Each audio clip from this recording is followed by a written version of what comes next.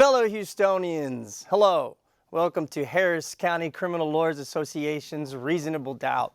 My name is J. Julio Vela. How you doing? I'm here solo, so help me out. Get on the Facebook Live, check it out at houstonmediasource.org, and join in the conversation. If you're a board member, you got the Zoom link, zoom on in. We're really just going to free flow today, okay? We're really just going to kind of talk about 2023 and we're going to start in January and move on. And so if you're watching on the Facebook, you can live chat us. I give a heads up to Mark in the studio. Hey, look, we got a Zoom already. Yes, I love it.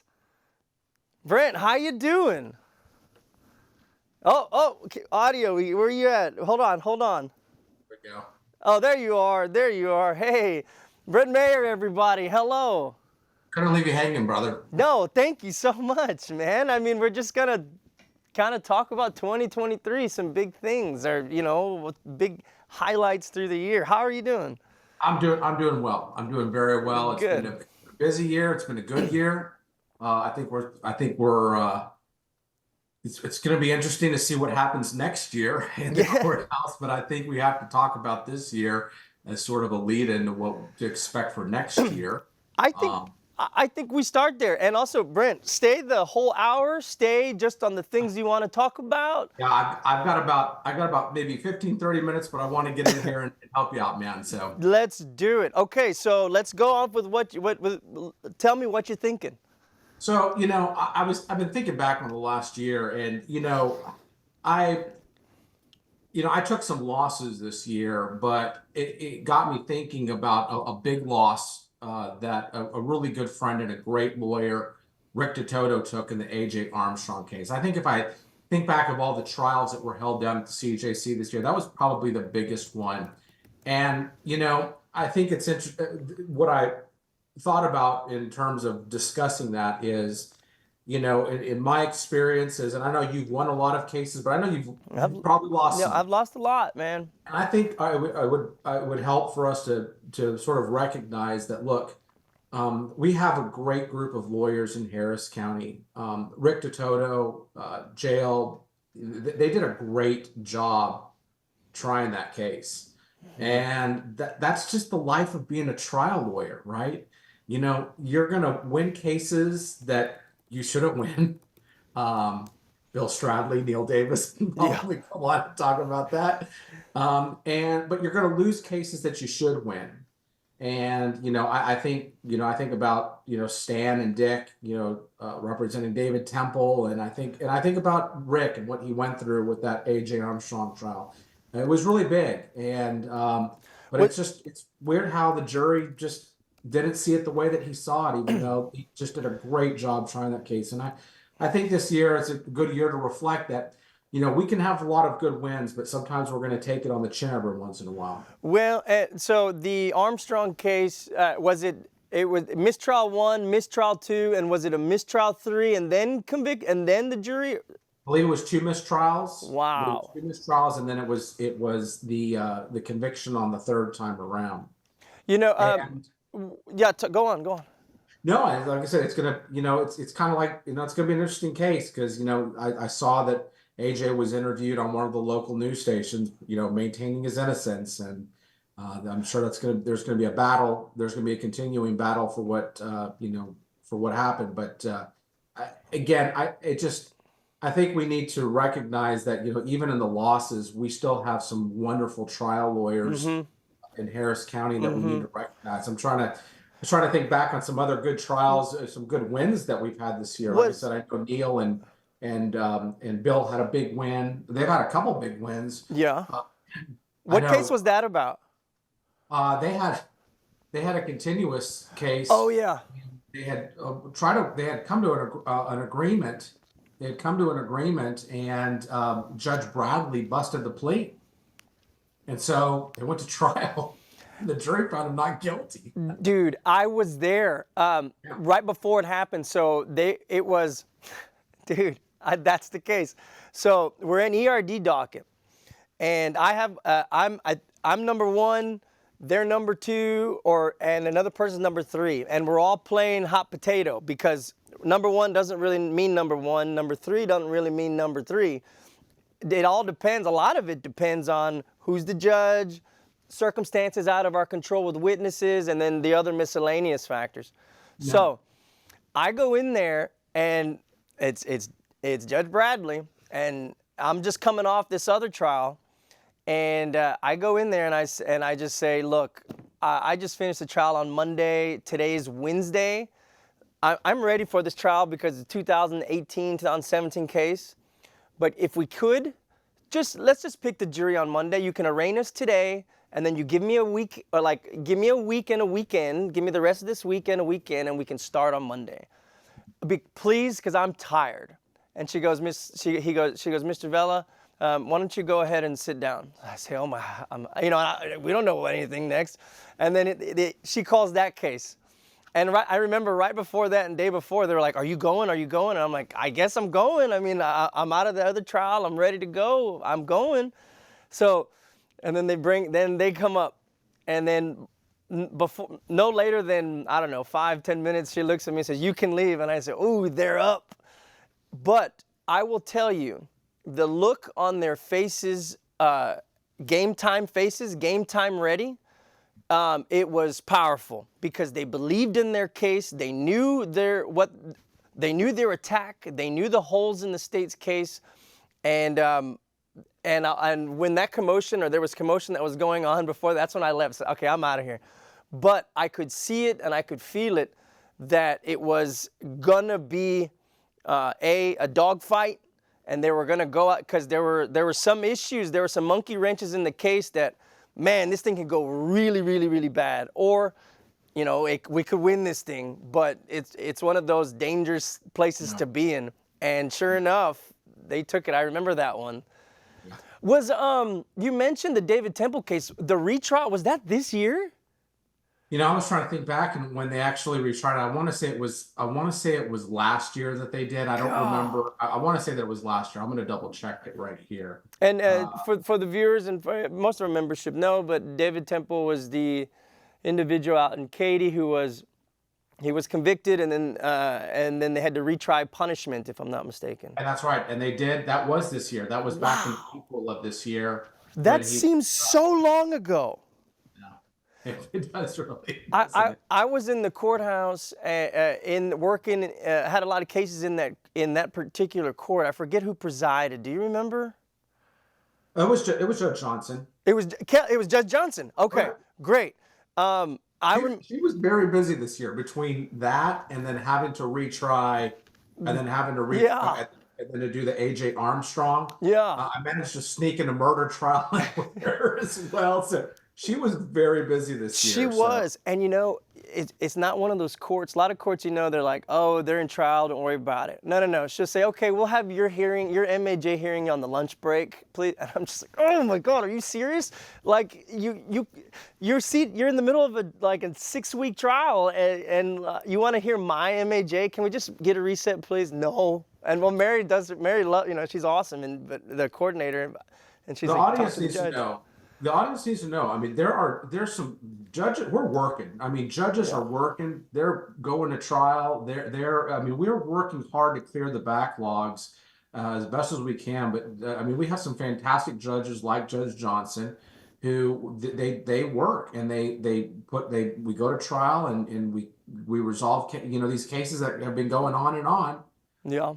Well, speaking of cases that have been going on, and Judge Kelly Johnson, and another huge trial, Alan Tanner and Stevenson, was it Stevenson?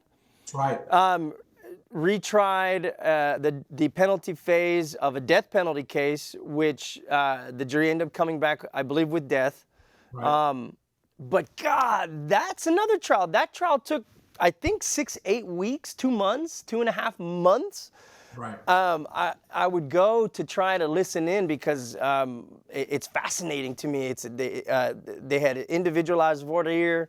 and she was working 8:30 to 11. They're trying to seat the jury. They're trying to go one by one, interviewing everybody, and then she'd call. I had a CI motion in front of her too, and I was like, look, can we just do it later? No, we'll do it on the lunch break. She's done lunch break, and fascinated by how much and how busy and how much work and efficient that court is. It's pretty cool. Yeah. So JB, Yeah. tell us about your best trial of the year. Okay. Yeah. Okay. So you're always asking the questions. I'm like, I'm going to come up here. I'm going to ask JB to tell us a good trial story, because again, that's what I think is the best part about this year is we've had some great trial experiences, and we're seeing some great trial lawyers coming up through the rank, including yourself. Let's hear a good trial story from you. Okay, good trial story. This must have been July. Let me take you back to end of June, July maybe. And man, I am just getting killed in court. We started off this year trying 4 back-to-back murders. I tried them all with Adam Corral and the Vela crew, but Adam was riding shotgun. And man, we're just losing, and we're doing and after those back-to-back murders, put us in like maybe March, and then from March through May, I'm doing continuous another felony murder. 2 or 3 other ones, and I'm just losing, dude. I haven't won we're just losing. The state's proven their case. And man, we're pulling out all the tricks for everybody.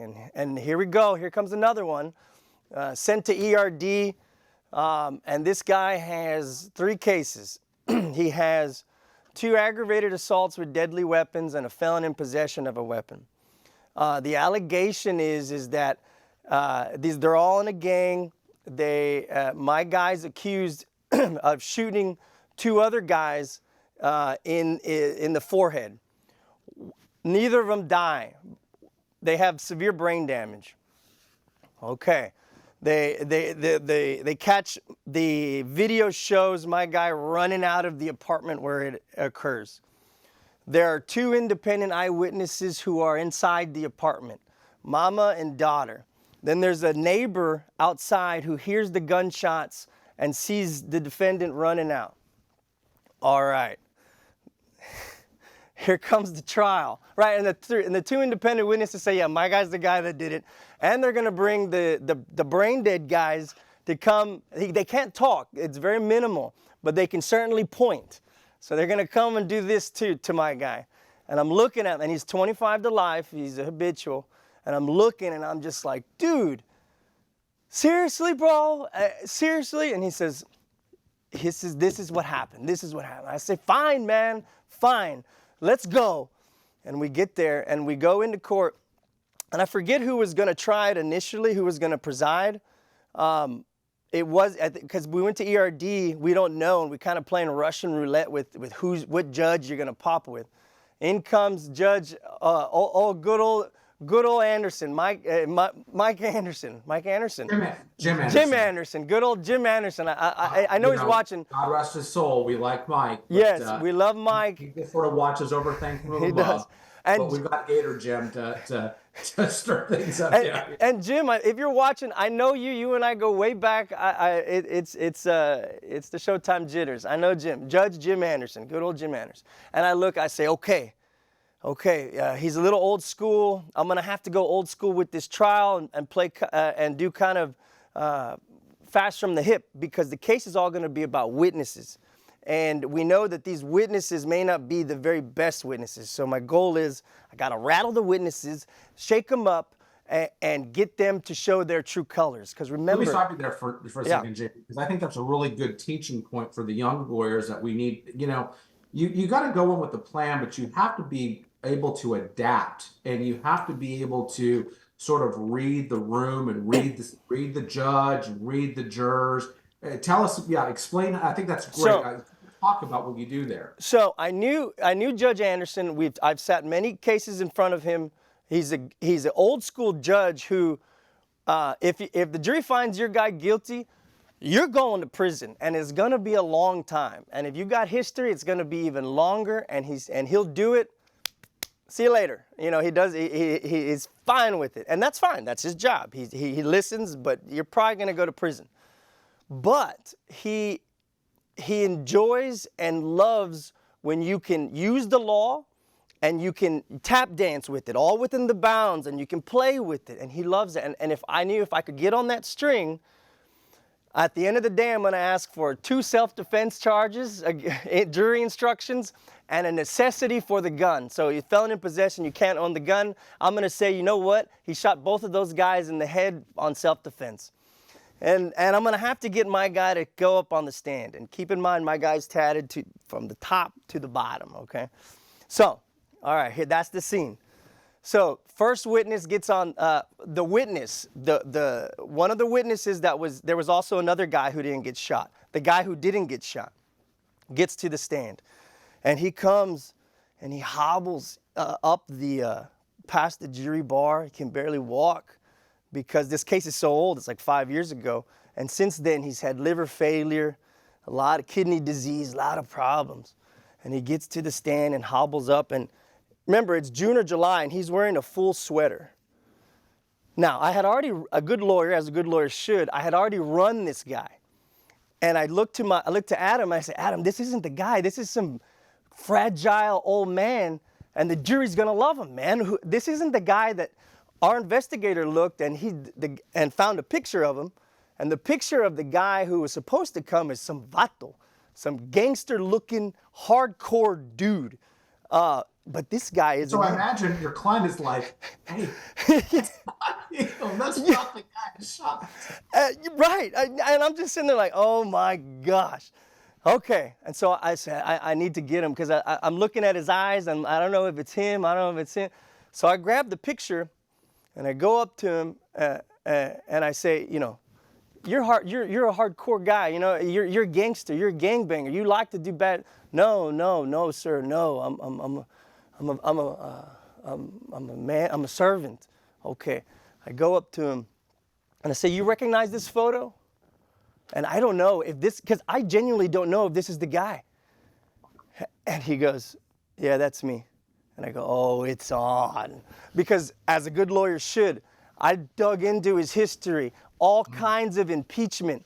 And so, this is it. So by the end of this day, and another thing, and I'm going at him. And then he's on the stand, and all of a sudden, he starts seizuring, right? And he falls out of the witness stand. Good old Jim Anderson jumps up, runs down, is helping the guy, and bailiffs are coming in. He's seizuring on the floor. The alarm starts going off. And so we call trial for the day. And I say, okay, so we get a break. Next morning, or he goes to the hospital, we take a day break, we start trial again. This time he comes up in a wheelchair. And I'm like, dude, nah. I'm not buying any of this. So I go right back at it. And another thing. Isn't it true? And he's just like, no. And I go, how is the jury responding to this? I mean, when he has a seizure, how do they respond? When they see him the next day coming in? I am losing, okay? Because he's not breaking. And the jury's like, they're hating me. But I know this guy is a liar. I know it. And I go, you know what, man? You're here with the long sleeve shirt again. Show this jury your tats. And he goes, oh, you like my tats? And I go, no, sir, I find them offensive. And he goes, oh, you like my tats? And I say, I like your, no, I want to see your tats. And we all know, because he's like, I'm not a gangbanger, gangbanger. You have, and I won't say it because it's on TV, and we all know you got this big placa on your chest. Why don't you show us? And he goes, you like my tats? And remember, he's an invalid. He can't move. You like my tats? You like my tats? He pulls his sleeves up, and there it is, all tatted. And then he starts throwing his gang signs. Oh yeah, you like? And then he stands up. Remember, he came in a wheelchair. He stands up, and I'm gonna get out of frame for us. He stands up, get out of frame, takes his shirt up, and says, "You like my tat, vato?" And he starts cursing. You like my tats? You like my tats? And at that point, I don't know why. At that point, I just lean back and I watch him.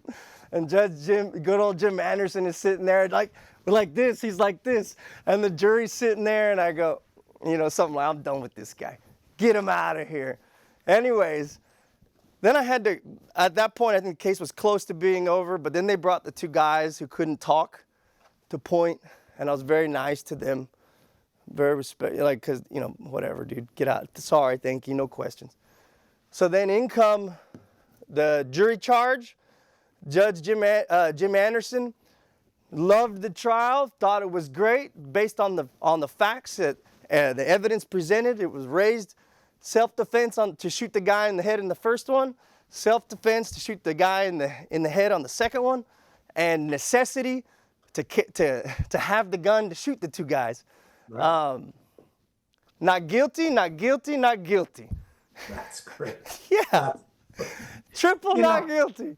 It was awesome. Great. I mean, to think about how you're in there and you're battling and you're fighting this witness, and the witness is just isn't giving you anything, and you're not getting good feedback from the jury, and then to have that, I mean, that's just unbelievable. I mean, again, that's what's so great about what we do as trial lawyers is how you continue to fight, win or lose, even when you think that odds are against you and it's not going well. If you just persist and you keep fighting, your jury's just sometimes going to see things your way. What a great story! What a great experience! It was awesome. And look, and that's what that's what motivates you just to go on to the next trial, and it motivates you to keep fighting these cases. How many cases did you try in total this year? I tried about 15 to 18. But with that being said, Maverick on Jeff Ross was the high felony not guilty getter of the year. Yeah. Maverick also has tried a ton of cases this year,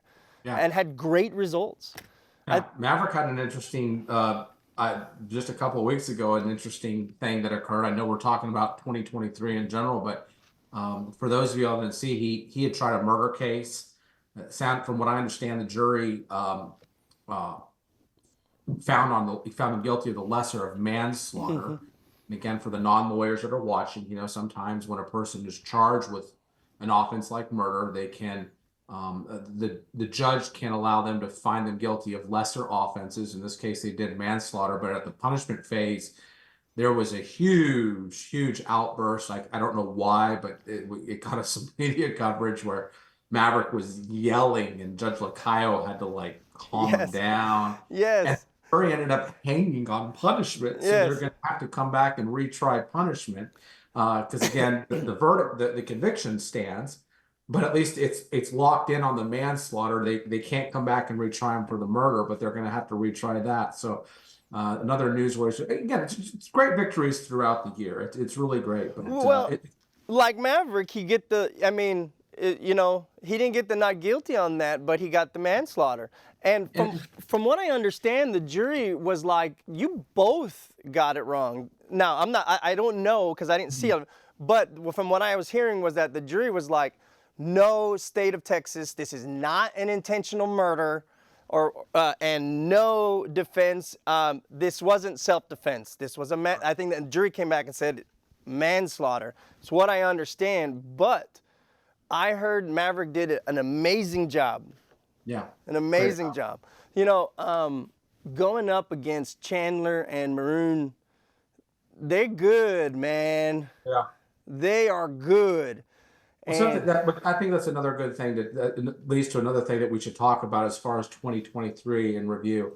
As defense lawyers, it's always great when you go up against good prosecutors. There's something that's, win or lose, there's something rewarding about battling against lawyers like that know what they're doing, that fight hard, are really good. I tried a case against Luke Beatty, Barbara Phillips, great trial lawyers. But I think another big news story with 2023 is just, again, a continued mass exodus of prosecutors from the Harris County DA's office. Casey Gonzalez is out, and I'm trying to think. What I heard was that Casey got sent to intake because she's being soft on crime. Right? No. Casey is not soft on crime. In fact, if Casey ever gets a case, I usually just play the waiting game so somebody else can, so when she moves, somebody else can get it because no, she is not soft on crime. So, we have to recruit some of these, it's great talking about our trial stories. We need to recruit some of these newer members to, tune in and listen to these stories about, how, because, they're used to always winning their cases, well, at least for the most part. They've got to learn that you're going to take some knocks as a criminal defense attorney, but you just keep fighting so that you can get the wins just like you did. With your 3 acquittals. So that's what is, again, what's so great about being a criminal defense lawyer. And I think, like I said, we saw some really good battles from some great lawyers. And I just look forward to more and more, great lawyers developing and becoming better within our organization. Joe Wells has been he's been a big trial lawyer this year. Yeah, Joe, boy, talk about someone who I think merits some consideration for a lawyer of the year. He has gotten great victories this year as well. I think it's worthy of commending him. So Lisa Andrews I think she was with Chernoff, and they had this terrible either child fatality or injury of some sort, and they got not guilty on that one. Yeah. Okay. I've got kids that are ready for. Let's see if we can get some other board members to come on and talk about their victories. But hey, congratulations to you on a great year. Please try less cases next year. Working on it. I mean, I tried 11 last year, and it was brutal. It's brutal, man. I did 4 this year, which is just right. Yes. So, sage advice. Please. But yeah, if we can get some other board members, JV, happy holidays to our viewers. We look forward to more victories in a very exciting year in our election year next year. I know. Brent Mayer, everybody, thank you so very much, man. Cool. Let's check the live wire. All right, Judge Fleischer's on. What's up, Judge? If you can, put us in the chat some things in 2023 that you thought are worth kind of memorializing or noting, and or some things to look forward for 2024. If anybody else has any other thoughts, go ahead and get in on there too. So we've talked about, we talked about a death penalty case that Harris County sought and received by 12 citizens of this county. And I think that might have been I think that's the only death sentence that was proceeded to trial to verdict. This one was on punishment for the year. I know come January, Harris County is seeking death on another case. Great lawyers, big-time lawyers on that case. They got a lot of work ahead of them, obviously, and they've done a ton of work. That's coming in January. I think Osso and Lisa Andrews and Danny Werlinger are on those. That's going to be big. We haven't, I've been doing this for 15 years. And, it's they have capitals all the time, but death capitals is just another ball game. It is just such a big deal. Okay, we've talked about the A.J. Armstrong case, the death penalty case. Brent brought up the David Temple retrial. That was amazing. I was in the holdover handling some other business when, throughout that trial, but particularly when the jury was out, and I got to just kind of feel the presence and the feeling and the sense in the holdover while David Temple was sitting across from the glass, just minding his business, full gear, suited down, and just those moments, because it's such a historic case. It gripped Harris County, their attention, or all of the nation, their attention. And then comes the retrial, just as big, and I got to see it, man. And I walked into that holdover while the jury was out, and David Temple was sitting there waiting for the verdict. And there's just something that words can't describe. A man, a human being, a person waiting for that jury verdict with the life with life in the balance. It's different, you know. We try cases that have life consequences every day. So life, you know, the capital murders. We just tried, you know, capital murders or first-degree felonies, 5 to life, you know, and people get to life or big-time numbers really, really, really quick. And as lawyers, sometimes we have to maintain a healthy balance of we are the lawyer, and we have to deal with emotions and traumas on a daily basis that are other people's. And so sometimes we learn to compartmentalize, or I speak for myself. Sometimes I learn to compartmentalize those things, and that's how I'm able to deal with them. So when I saw David Temple, I was and that case, I'm looking at it as an outsider, right? And I'm looking at it as a case that I think I might have even been in law school when that case first went to trial. And I'm just sitting there, and it's the end. And I'm watching it as a spectator.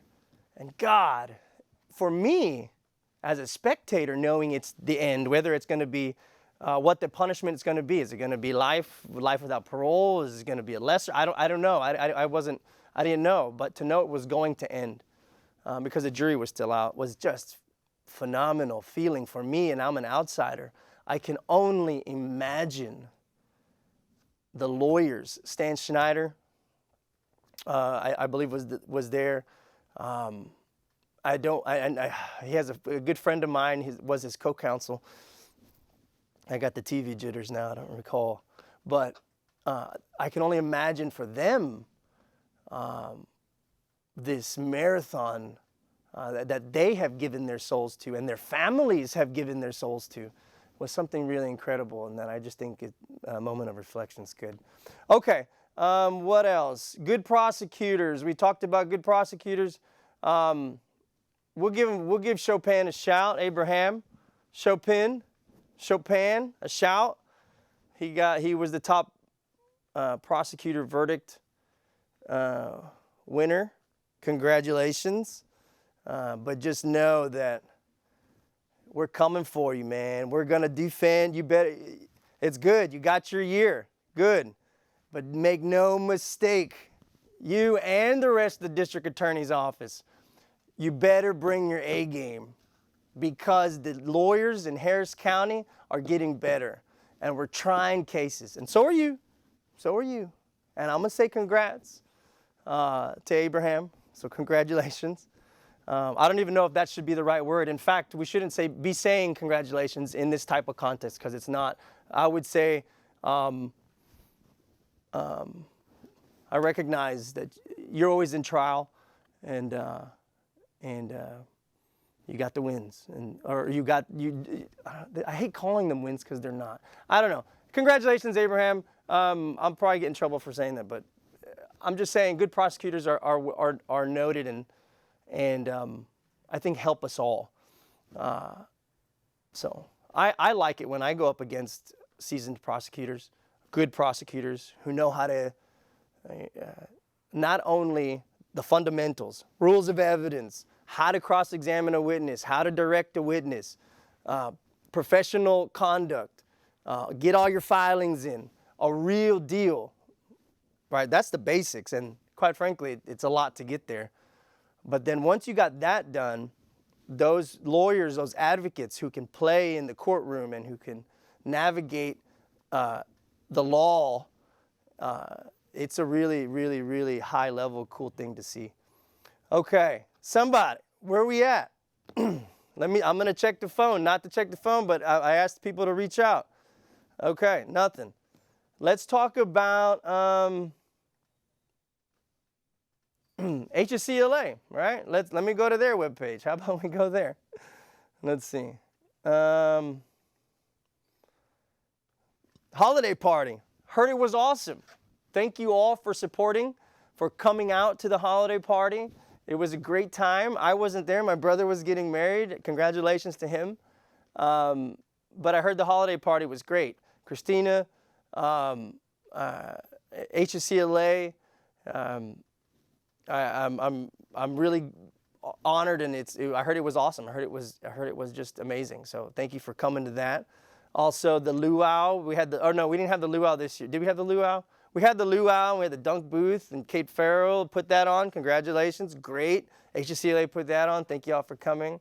Banquet, we got the new board, new members of the board sworn in.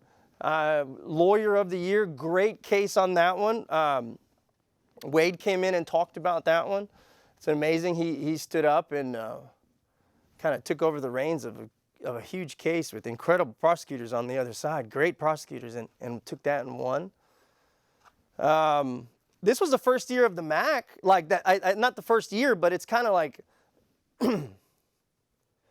it's kind of like the MAC has had its run, right? We're kind of seeing how it's going, and from what I hear, most people of the misdemeanor MAC are okay with it, that it's running pretty well, that they're getting paid in an amount that's fair and livable and good, more than that,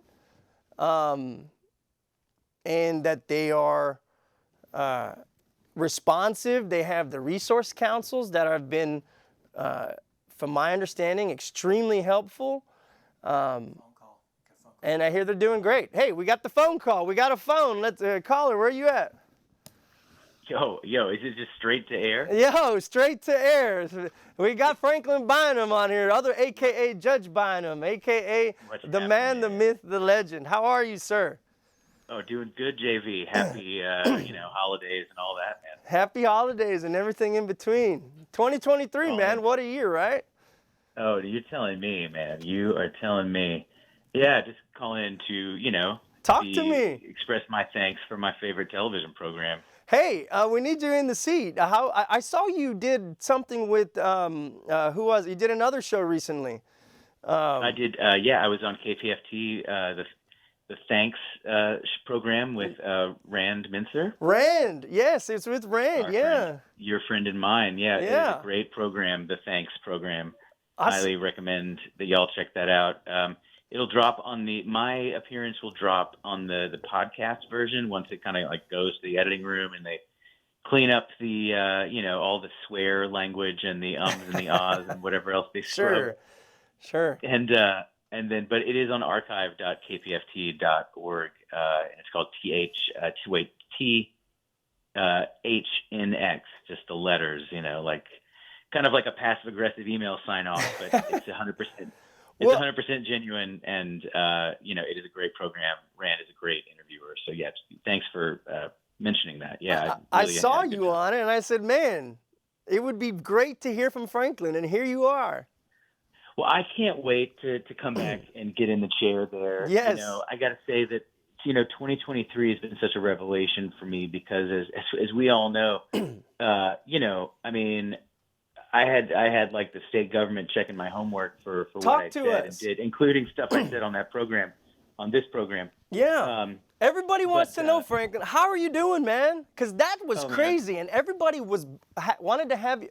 You had to have felt alone because everybody wanted to have your back, dude. But everybody was like, nobody knew what to say. Nobody knew what to do. And I recently saw you in the courthouse, and I thought to myself, God, you look good. Oh, thanks. And I said, there he is. There's the man. Great. I'm back doing what I love. I'm back saying how I feel when I feel it. That's what we need, man. Yeah, not having the, Ken Paxton check my homework for it or whoever, Yeah. And, it's great. It has been really great. Being a judge is tough, Yeah.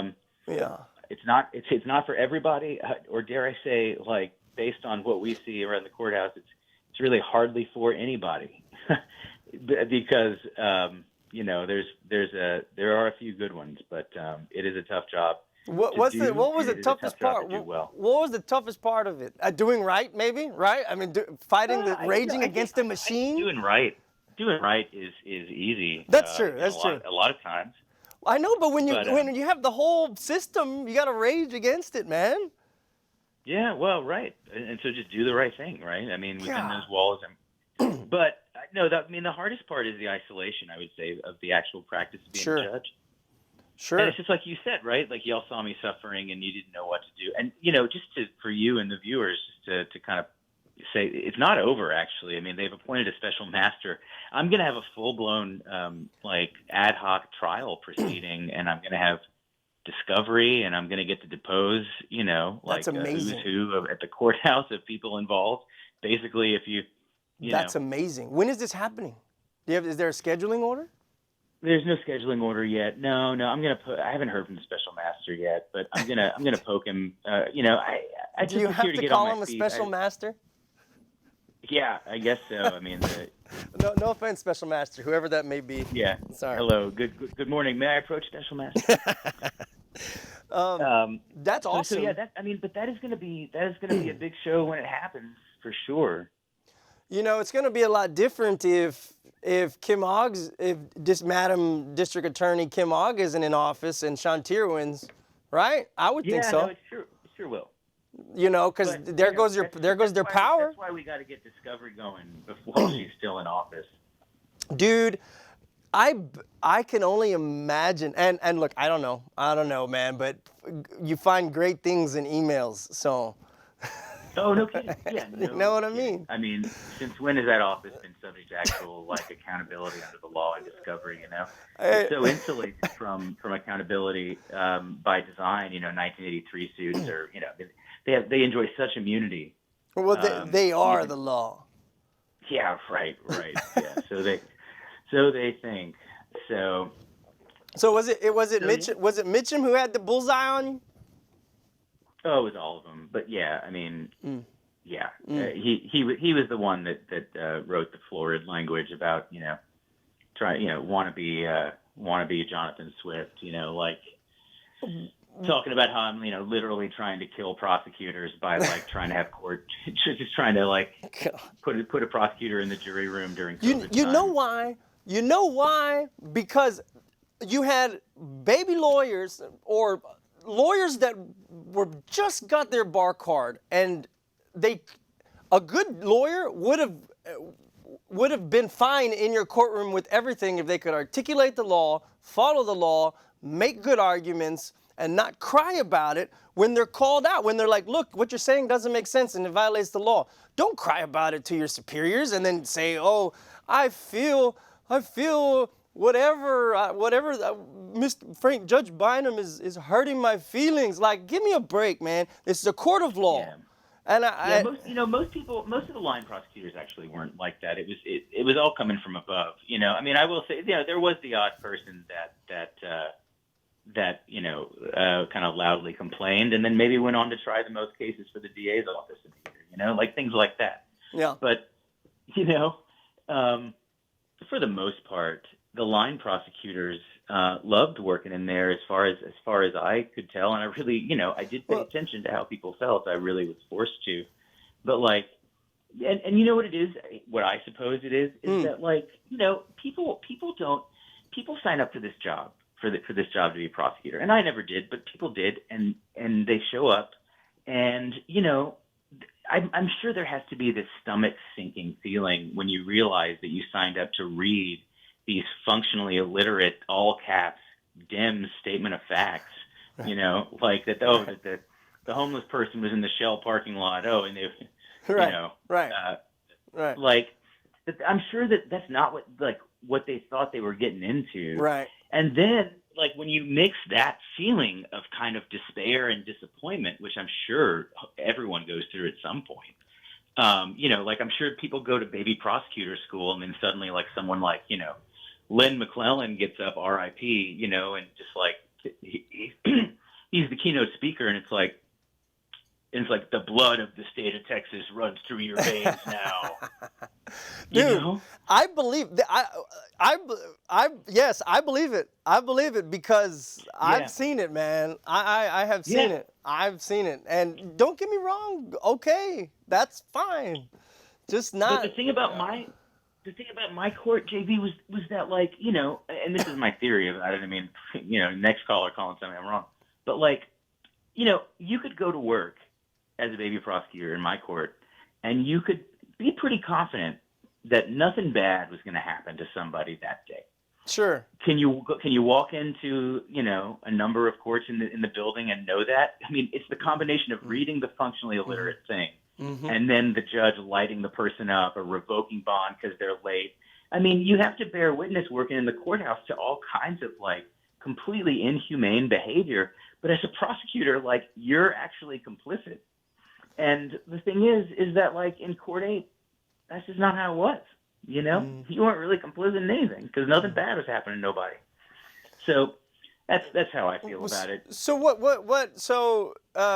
what's next in the book of Franklin Bynum? Same old me y'all always knew. I'm back, I love it. Back being a lawyer.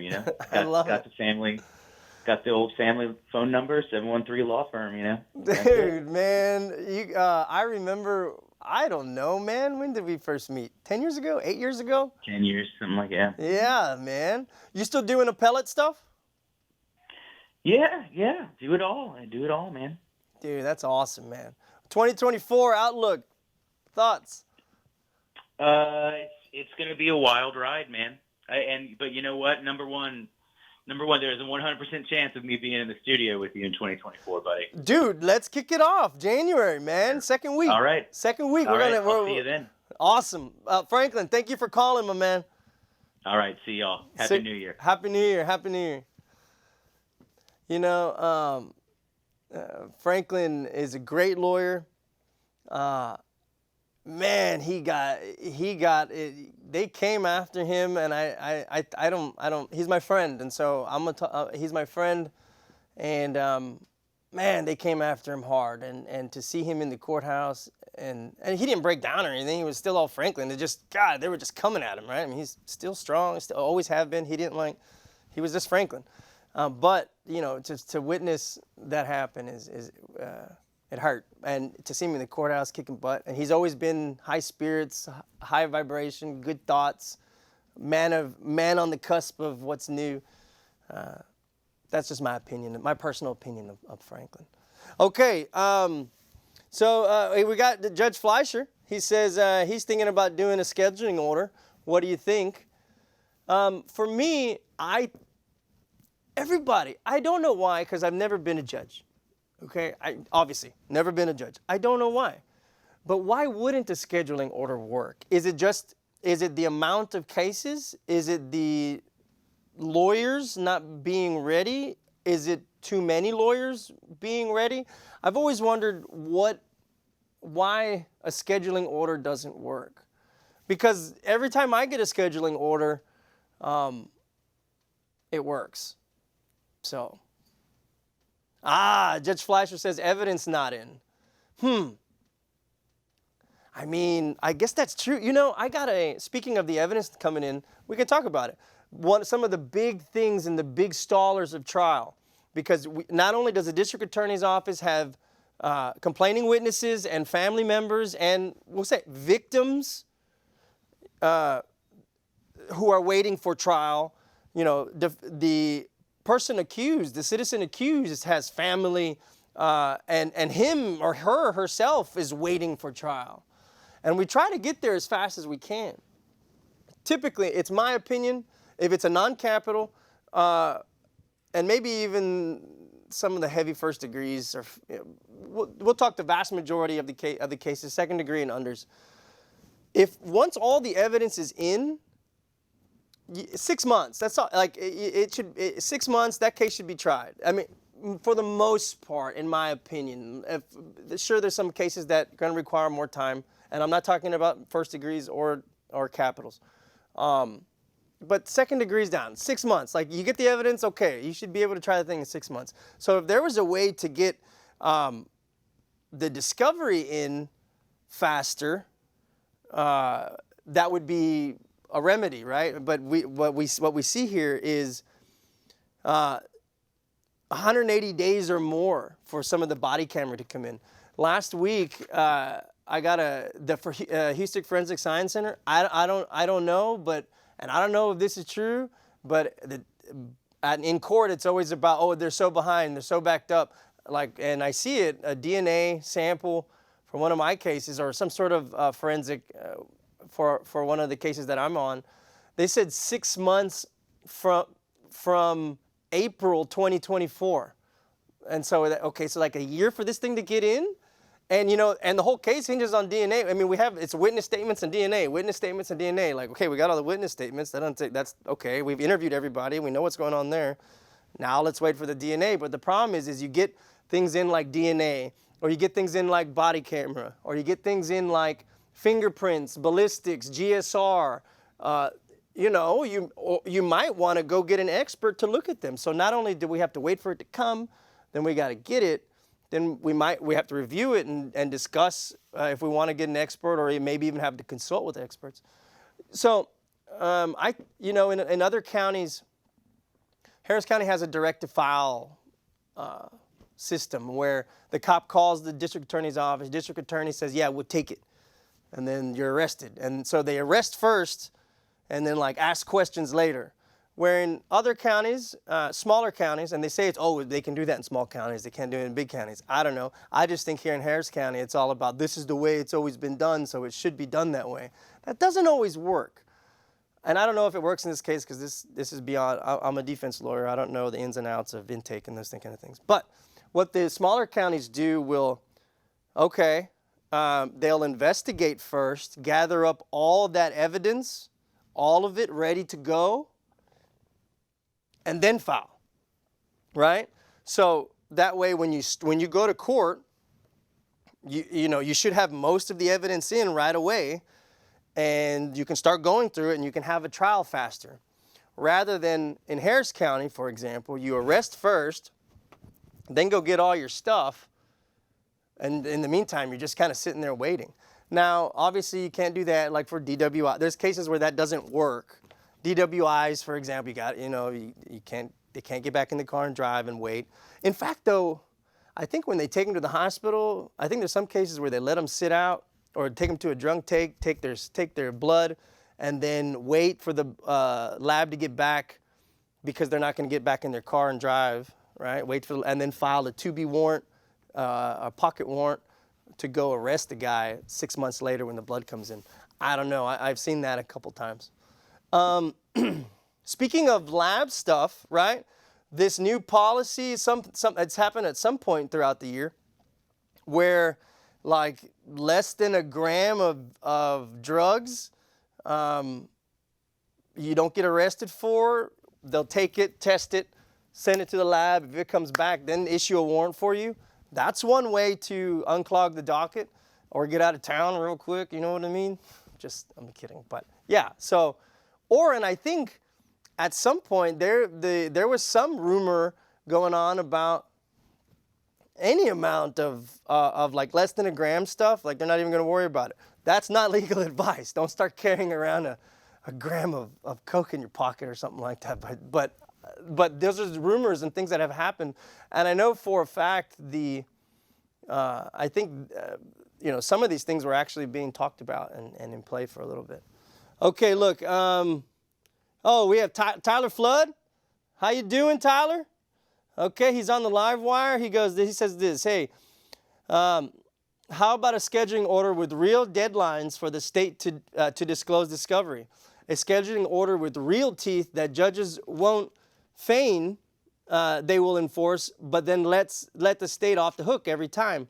3914 discovery violation? No problem. Objection denied. Counsel, judges. Enforce 3914 with exclusion of evidence sanctions, please.